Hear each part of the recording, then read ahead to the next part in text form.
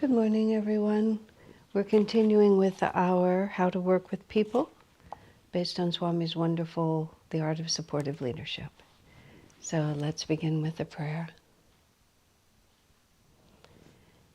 Heavenly Father, Divine Mother, Friend, Beloved God, Jesus Christ, Babaji Krishna, Lahiri Mahashaya, Swami Sri Yukteswar, Beloved Master Paramhansa Yogananda, Saints of all religions, dear friend and guide Swami Kriyananda, humbly we bow to you all. Help us to live up to the highest aspirations of our hearts. Show us a practical, step-by-step way to transform ourselves from limited ego-based beings into our true divine selves. Guide us and bless us every step of the way, that we may feel pulled forward by the magnetic power of your love. Om. Peace. Amen. Okay, so we are still in the chapter of loyalty, about loyalty. Leadership means loyalty. That's pretty direct. He's not really mincing any words. He says a leader should be loyal. He doesn't say anything like that. He said leadership means loyalty. That's actually in itself an interesting meditation, isn't it? I love that because I know how carefully Swami edits. So when he wanted us to really understand that, he really wanted us to understand it on a very deep way. Let me just look at other titles.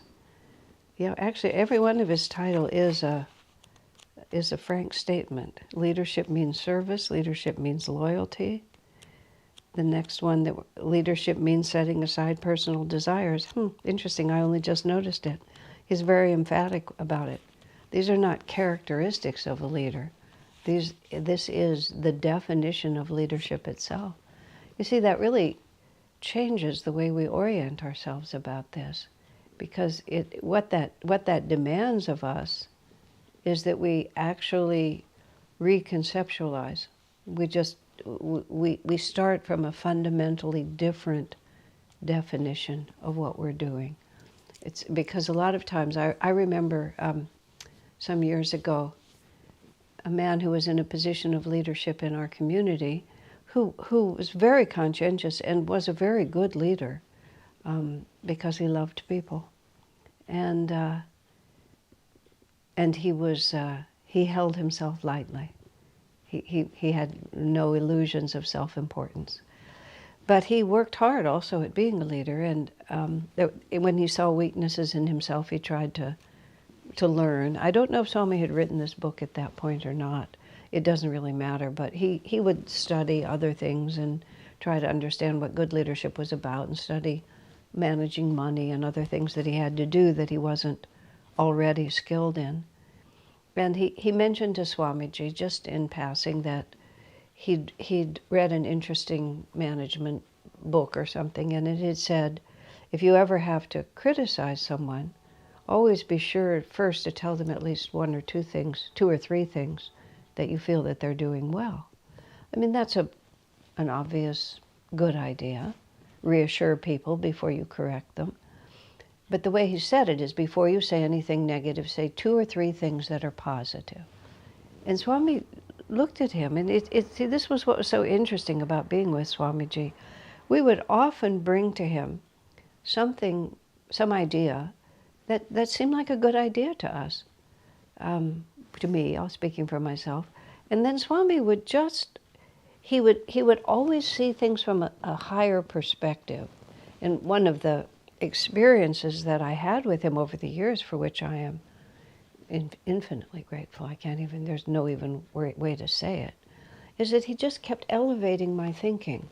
It wasn't that my ideas were bad, they just weren't as good as they could be given the overall perspective. And the overall perspective is that self-realization is the goal, and that everything we do must be seen in the light of the highest spiritual potential of everyone involved, including myself. So I had good ideas, and Swami had better ideas. Or some of my ideas that I thought were good were actually not good. But I just couldn't tell because my perspective was too low. So anyway, so this man just says this to Swami, just casually. And then, but Swami's silent for a minute in that way. You always sort of know when, oh, maybe this wasn't as good as I thought it was. And I don't mean that that was a nerve-wracking moment. It was just a, oh, this is going to go differently than I thought. And Swami said, but that's so manipulative. He said, and anybody who's sensitive will see through it right away. As soon as you begin to say anything good, they won't even hear what you say that's good because they'll know that they're about to get criticized. The first word that Swami used was the really relevant word, but that's so manipulative. In other words, it's a technique, and my technique is that before I crush you, I build you up a little bit. And of course, anybody's going to, after that happens to you one time, you're going to know that you've been had, and you're always going to, you see what will happen? You'll always be suspicious whenever you're complimented after that. You'll lose the thought that this is a sincere compliment. You'll get into the realization that he's just about to tell me I've done something wrong, rather than, oh, isn't that nice? He appreciates my work. So it becomes manipulative, and people see right through it. So it's not as if the idea itself is a bad idea, because if you are going to correct someone, you may want to reassure them that overall you're really happy with what they're doing. Here's a little something that could be made better. But that's a very sincere way of thinking about it, instead of thinking about it as whenever I do this, I do this. And see, this is the difference between Swamiji's way of training and the way most people train. Most people train from the outside in. If you behave like this, then you can get this kind of a result. But Swami never did it from the outside in. He does it from the point of view of we shift our consciousness. That's why, all of this came from just realizing leadership is loyalty. It's not like a leader needs to show himself loyal. It's like leadership is loyalty. Leadership is taking responsibility. What else does he say? Leadership means loyalty is how he put it. He says leadership means service. So it's like if I'm a leader, I serve. If I'm a leader, I'm loyal. It's not a technique, it's a self-definition.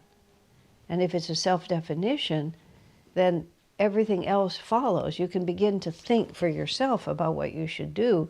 You don't have to ask, have I said, is 2 enough? Do I need to say 3? It's just, I'm here to support your best welfare. I'm loyal to your welfare. And it becomes a spontaneous outpouring of the heart. And you see, that creates magnetism. And magnetism is really the energy that makes leadership work. Because magnetism affects the situation in multiple ways. Magnetism attracts right positive opportunity. Magnetism, good magnetism creates good result. Good magnetism raises other people's energy, raises their vibration. It begins to come up closer to where your vibration is. Then they will also spontaneously react in a way that supports what you're trying to do. As their magnetism elevates and as their magnetism begins to sync with yours, then a synergistic energy begins to develop, and they will also receive inspiration because you're all on the same wavelength, looking in the same direction. Inspiration is a very subtle reality that is like ideas are in the ether, and they're magnetized to us when we're in tune with them.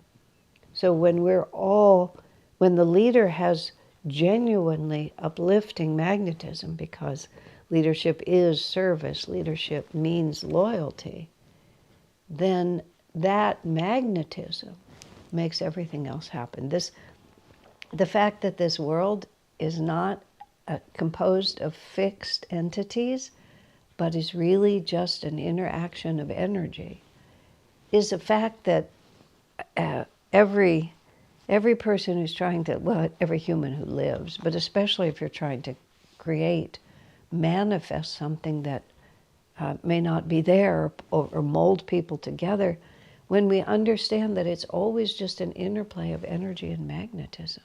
And it isn't a question of physical force or aggressive demanding. It's rather tuning in and moving the energy. Everything gets different. There's a cartoon that I loved. It from the New Yorker magazine from many, many decades ago. When Albert Einstein's discoveries were just beginning to change everybody's understanding of reality itself. And the physicists these days are beginning to popularize a lot of these ideas. So people are beginning to have it deeper in their reality. But this was decades ago and it was just starting. And I think Einstein himself basically said that, if people truly understood this, they would realize that it completely revolutionizes our relationship to the material world.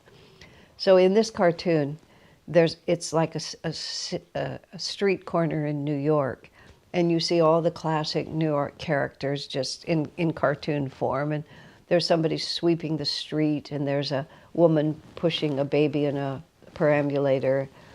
There's a businessman going down the street. There's a taxi driver. There's a policeman directing traffic. Just all these things all at once. But everybody is in the middle of whatever they're doing. They have paused. And they're somewhat looking, sort of their eyes are somewhat elevated as if they're looking for a bigger thought. And they look just slightly puzzled by something. And then the caption is a quote from Einstein. People will have to gradually accustom themselves to an energy concept of the universe. And so you see all these ordinary citizens accustoming themselves to an energy concept of the universe. But it stayed in my mind because many, many times over the course of my life, I've had to stop and realize it's the vibration of energy, that's what counts. Swami also put it to me at one point, which was a very helpful kind of global advice that he gave me, because I tended to get overwrought. I used to be, I'm less so now, I used to be very high-strung, and I would start working hard and I would get a bit overwrought in what I was doing, a little bit manic, and my mind would work too quick for what was going on. So he put it to me like this perfectly. He said, you won't necessarily do more good merely by doing more. And how I began to understand that was, if my magnetism goes off, then nothing good will come of any further action. Because it's not really just picking up blocks of wood and moving them from place to place. It's doing things with a consciousness that creates the right kind of magnetism that will then, in an energy universe, it will then magnetize to itself the right results. And that's actually been my understanding ever since. And I strive to expand my capacity to do good, but as soon as I can tell, whenever I can tell that my magnetism has gone off, as soon as I am able, I stop.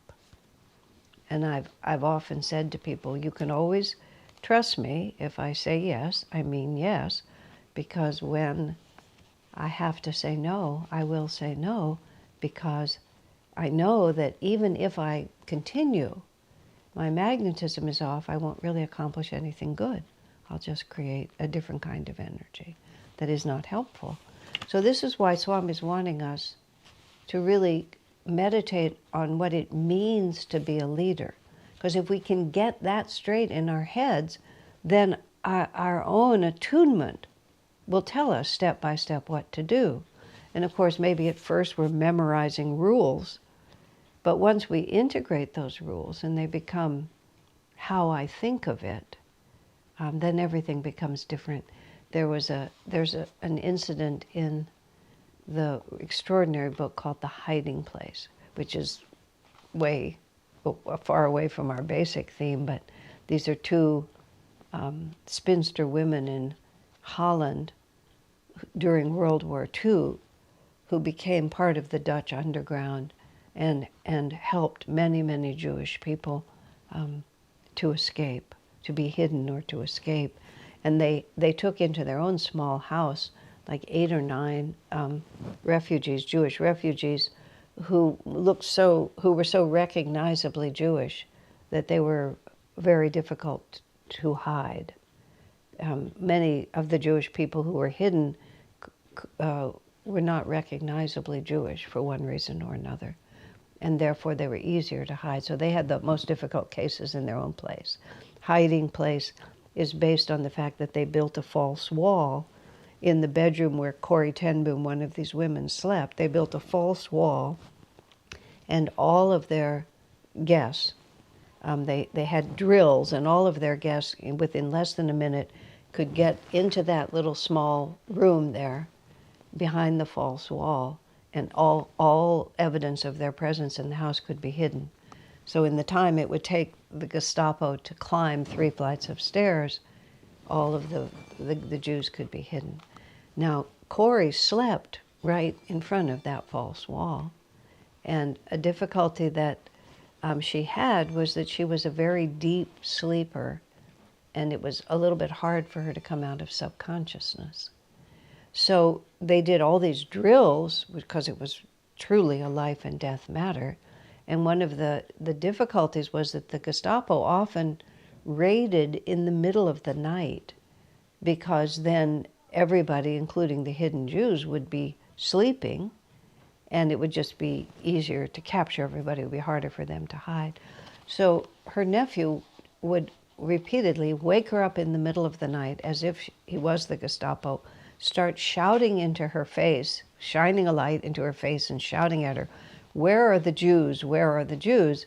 And repeatedly, Corrie would just sort of say, "Behind this wall," because in her subconscious state, she just kept coming out with the truth and couldn't gather all the pieces of it. But she gradually trained herself to just be completely bewildered by the question in a genuine sense. Jews, what are you talking about? And that image to me has also been a very profound one, because when somebody wakes you out of a dead sleep and asks you a question right in that moment, what is at the top of your subconscious mind? Like, what do I really think is true? Because that's before you've had a chance to lay your conscious reasoning on top of it. You've just answered the question. And I joke about it when I wake up from sleep, how long does it take me to remember that Swami Kriyananda is the greatest gift in my life, Master is my guru, I have this wonderful life with Ananda, and here's another day that I get to serve God. How long does it take me to remember all those things? And if somebody woke me up out of a deep sleep and said, who are you? Would I answer, with some ego identification, or would I say, I am one with the infinite spirit?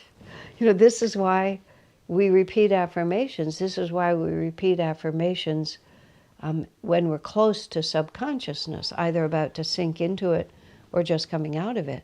So that when you just come out of your sleep state, Swamiji had us, tried to have us, I don't know how many people actually do it.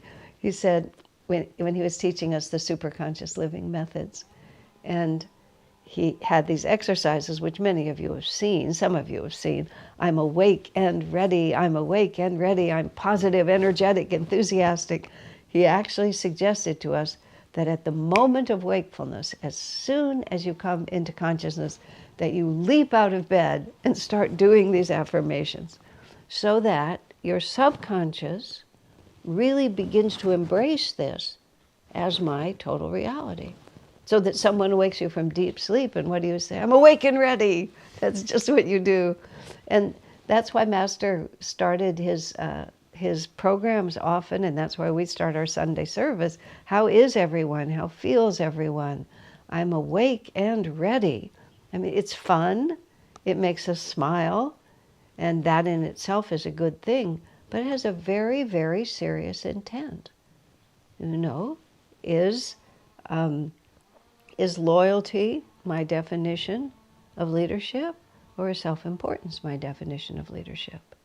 Am I here for the perks and the pride that this position gives me, or am I here to do good for the world and to help those people whom God has sent me and made me responsible for? Not will I do it, but is this who I am?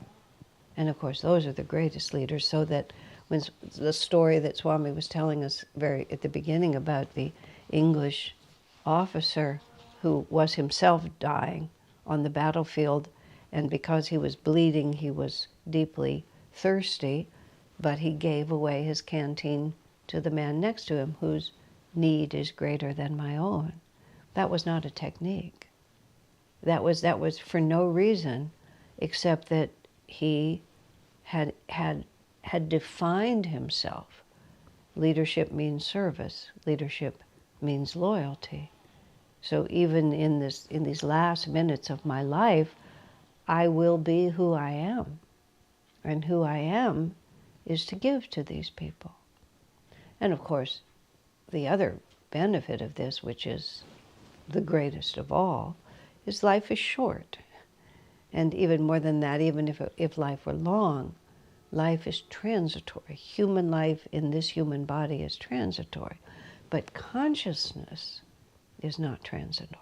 And individual consciousness does not disappear. Individual consciousness is eternal. Not individual as this body, this name, this physiology, this culture. All of these things are just like costumes, literally. You just put on this costume, you put on that costume. One of my hobbies has been costumes, and especially with our school play.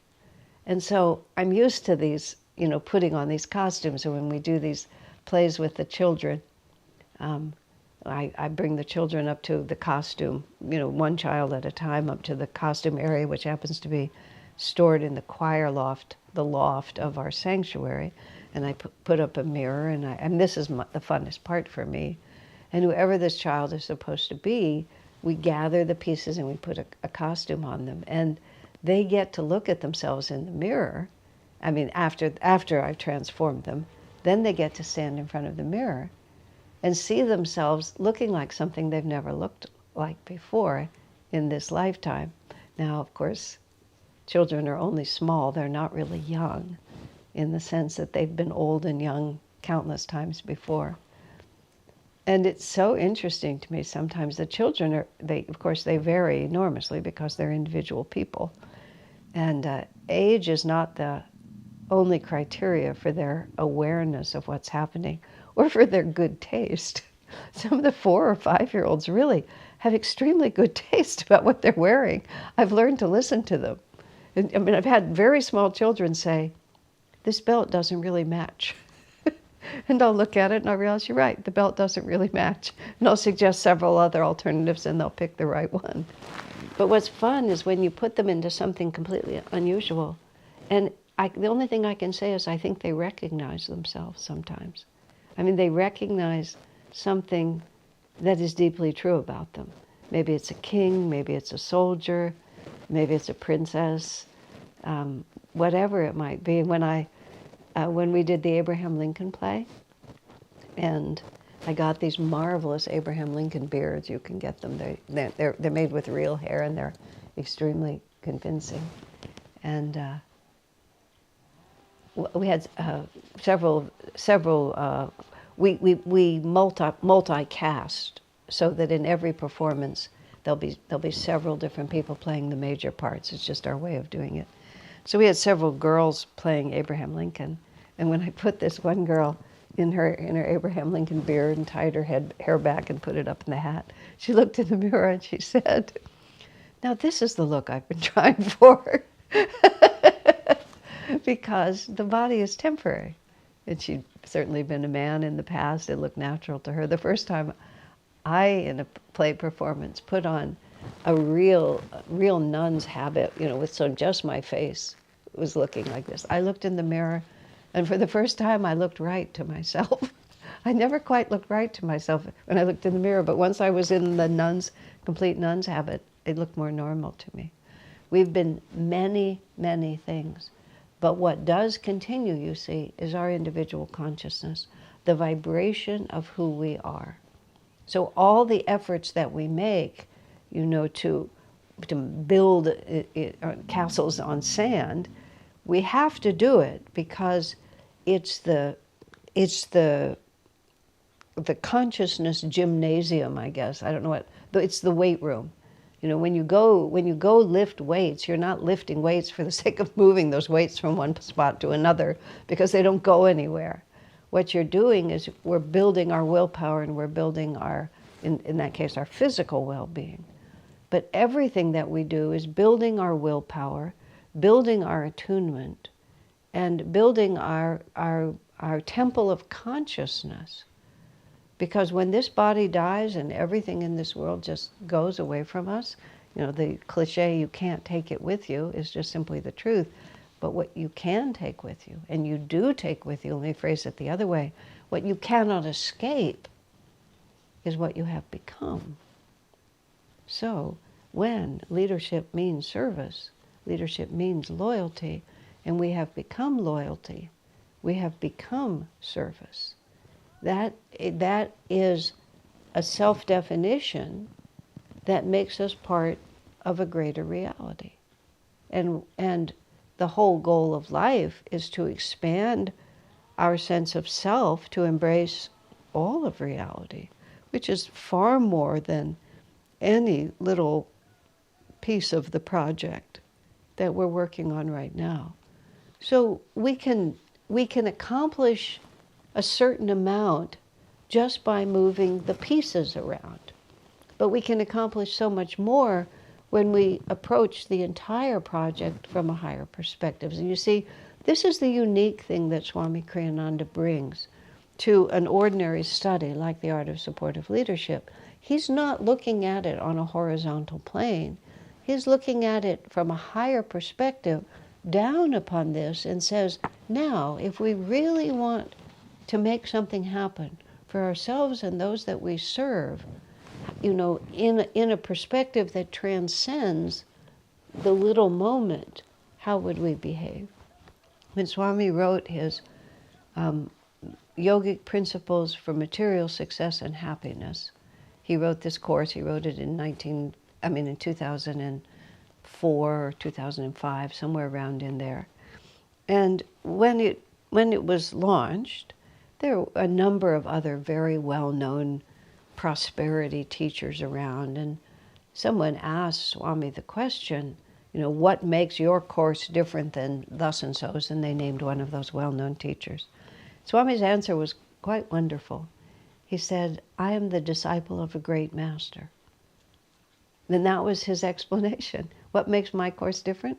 I am the disciple of a great master. And you first hear that answer and you think, what? And but at that moment I was charged with writing publicity for that course, so I really tried to think about it. Oh, I know what he's saying. He's saying, without saying it, but this is what comes from that statement, most people try to manipulate the material plane, which is what these prosperity courses are usually about, try to manipulate the material plane from the perspective of the material plane. And that's where you get techniques about how to manipulate things. But Swami was trying to influence the material plane from the spiritual plane. And naturally, the closer you are to the original cause, the more influence you can have on the effect. So it's not merely that it's different, it's going to the origin point of the whole reality. And then from that point, we can remanifest it differently. So appreciate what Swamiji is saying here and realize that what he's asking for is not only or even not primarily a change of behavior, but a change of consciousness from which everything else will follow. God bless you, my friends.